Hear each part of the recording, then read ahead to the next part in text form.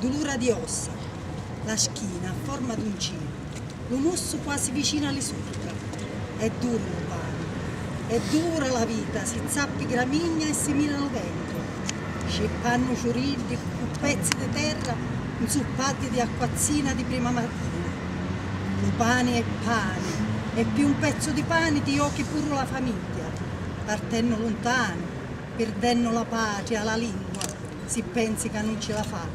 E quando ritorni diventi straniero, non trovi più sintonia, ti senti strano, pure di intrannetia. Le bocche delle figlie sono come la cede, aspettano la ficomucca, le braccia su duri, le figlie su tante, su dure di fronte. Onore, orgoglio, si tira a campare, sperando che la famiglia di petitto non va a patire. Parola di un padre che mangia onestà.